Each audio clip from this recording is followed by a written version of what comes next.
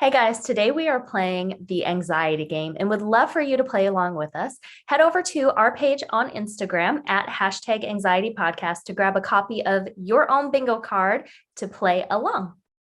Hey everybody, welcome back to the hashtag anxiety podcast, or welcome to the podcast if this is your first time.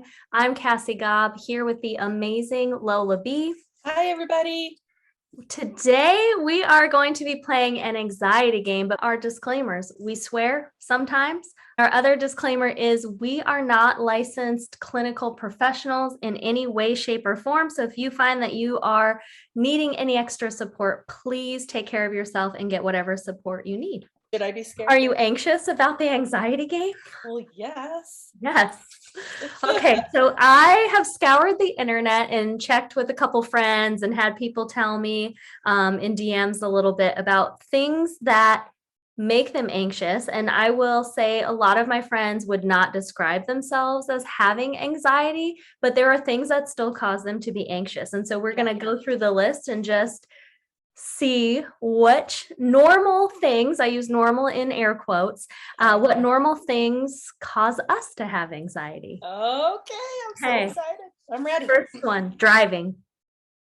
No.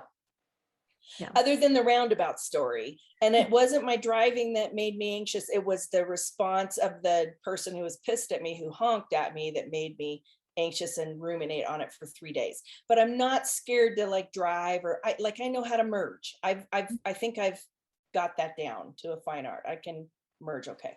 How about you? I love driving. I feel like it is like an independent thing. It gives me freedom. I love having a car and being able to drive. Driving does not give me anxiety. I actually love sometimes just getting in a car and driving, with the exception of driving in Atlanta, because it is the worst place I've ever driven. And when I moved here, I was changing my car insurance and the guy said, whatever the new rate is. And I was like, wow, that's quite a bit more expensive than I pay in California. And he said, oh yeah, we have a saying in Georgia, it's not if you're going to be in an accident, it's when. And as soon as I moved here, I realized every time you get on the road, somebody almost hits you. Nobody uses a blinker. And I can't quite put my finger on it, but this is the one thing that really just irritates the hell out of me in Atlanta driving. Everywhere else in the country, if you're making a left turn, you yield to oncoming traffic. General driving rule. Right. Not in Georgia. What? In Georgia, if you are turning right, you're yielding to people turning left. You have the yield sign, the people turning left have the right of way. It is ridiculous, and it's so anxiety producing. I hate making left turns. I have actively gone around blocks so I could avoid making left turns in certain intersections, because okay, I guess you're supposed to let me go, but are you going to? Because you're probably not from here either, and you don't know that this is a stupid rule. So you just make right turns only in the biggest square until you can get all the way around to where you need to be. I got to be strategic about it. So just driving in Atlanta makes me anxious. Everywhere else, I'm good. Okay, that's fair. Okay, this one it drives me nuts. Being late, or even just the possibility that you are going to be late. I don't think I can say yes hard enough for that one. That is totally me. I don't like to be late. I don't like my children to be late. And that is really hard because they are grown-ass adults now. They get to do whatever the hell they want.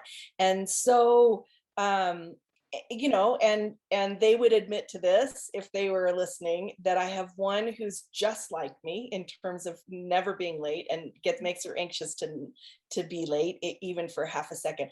And another one who just couldn't give two shits about it.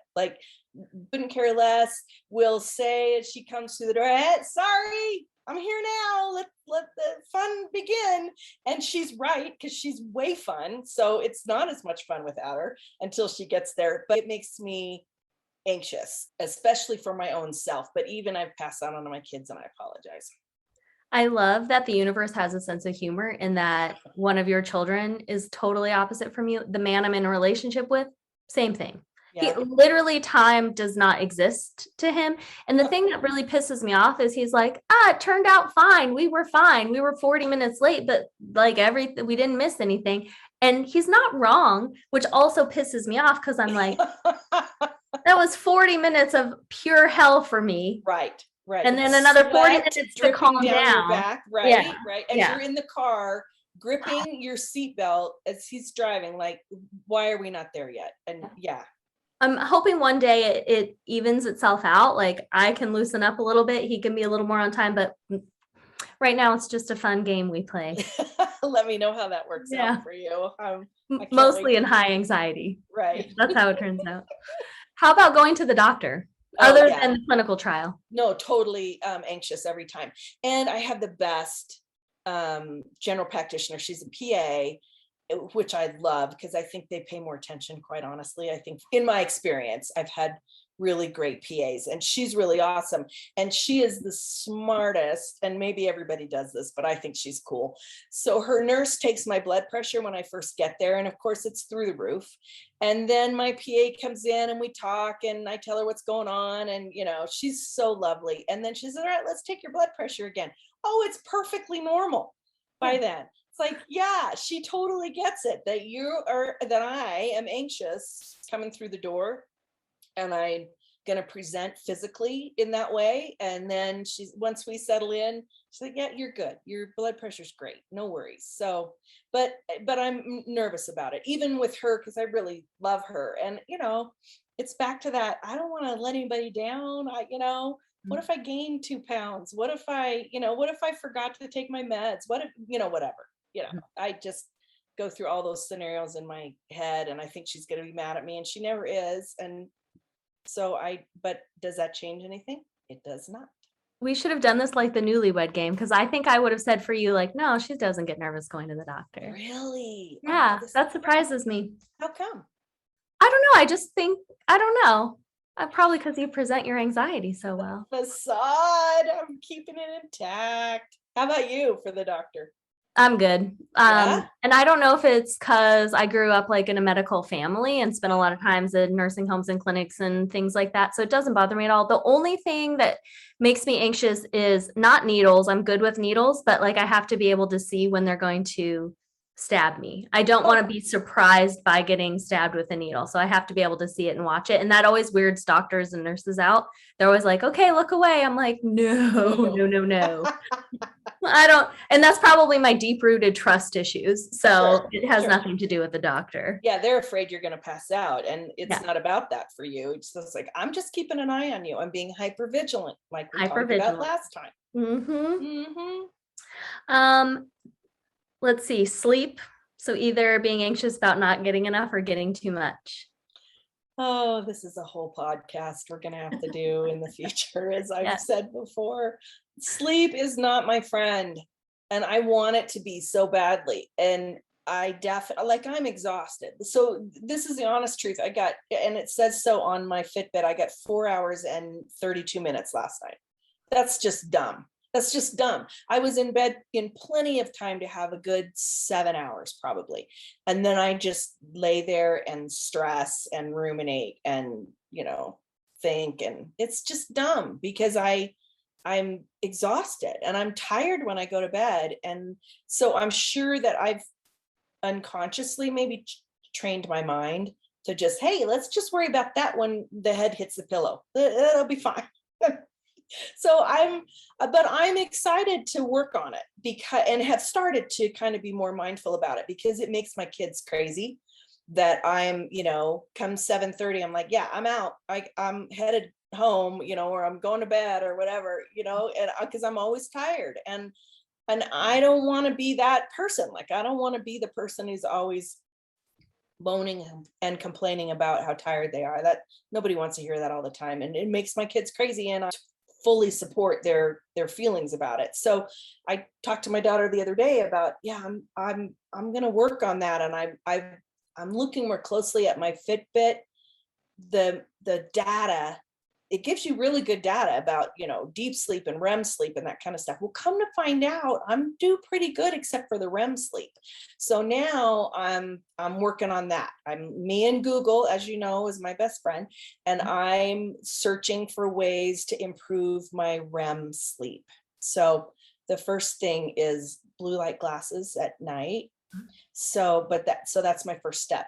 but last night that helped 0%. So I don't know how long it takes to kind of, retrain my brain. I don't want to use medication if I can avoid it. I don't want to be able to, and lots of people do that, and more power to them. But if I can do it without medication every night, that's my goal. So, and I know sleep hygiene is a cool thing for you. So I need to learn more from you, but tell me about sleep and anxiety for you. I don't think I've ever had anxiety about getting too much sleep, because is there such a thing? Sleep is glorious. So, right? I definitely have anxiety about not getting enough sleep. Like if it's 9 o'clock and you think we're going to sit down and start a movie, hell no. Like I don't sleep in. Like I am basically a toddler. I have trained myself for my routine. Like I get up at the same time almost every day.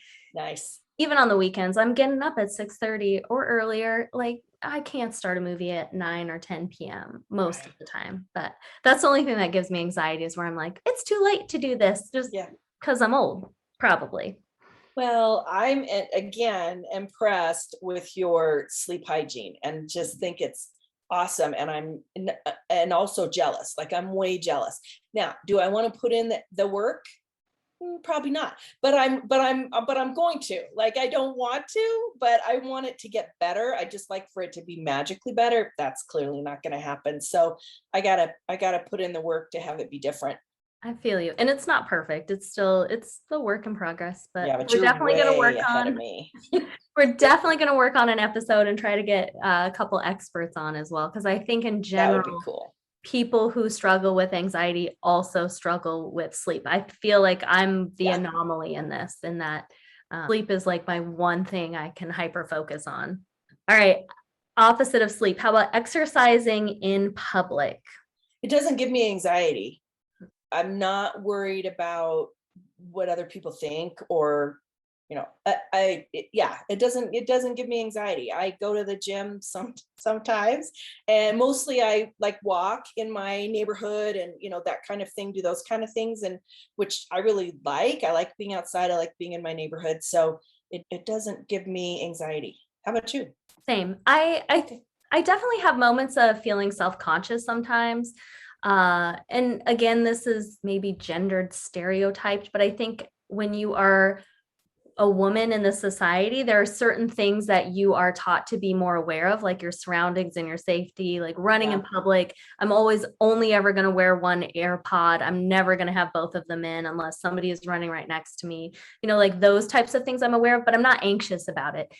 I'm anxious that people are going to start talking to me in the gym, because first of all, people just say stupid shit to you when they're talking to you in the gym.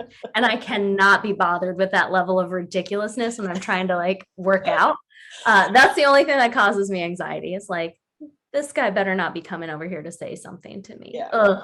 That. But, okay. I like that. Dishes in the sink. Hate it. It will throw chaos. I can't handle chaos around me. I can't even say dishes in the sink without losing my mind.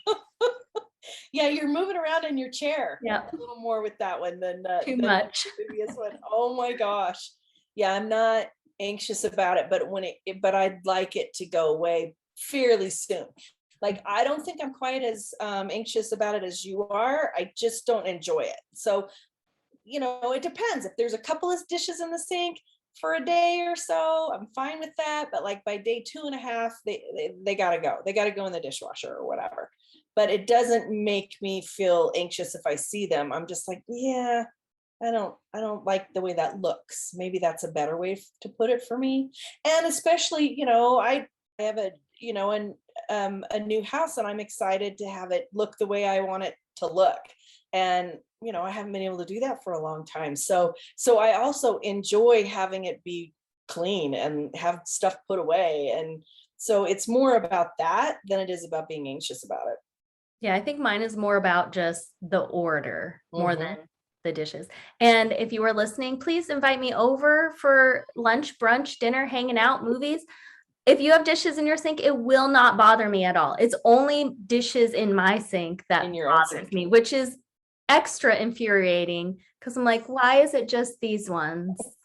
I don't know. Because you have control over those ones. That could be it. Yeah.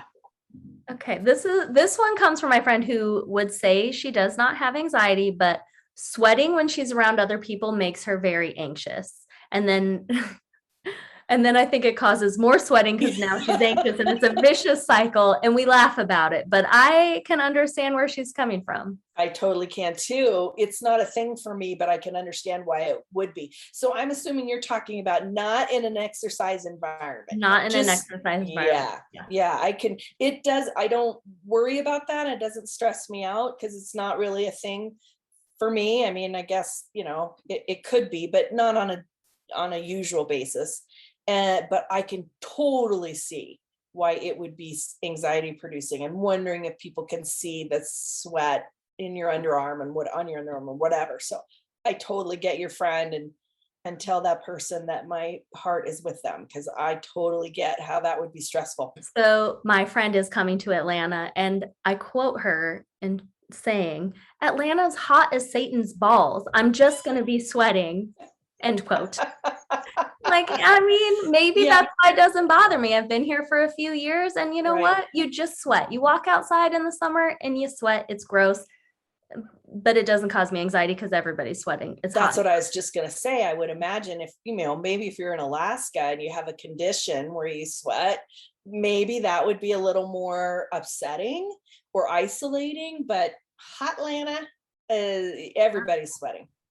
Thanks for playing the anxiety game with us. We would love to know if any of these things also cause you anxiety, or if there is something else on your list that you encounter that causes anxiety. Thanks everybody for joining us. We hope to have you with us again next time. Bye. Hey friends, Cassie from the future here, just reminding you that this was part 1 of the anxiety game. We are going to continue this fun game with part 2 next week, so make sure to check out next week's episode. And don't forget to send us a copy of your bingo card if you played along.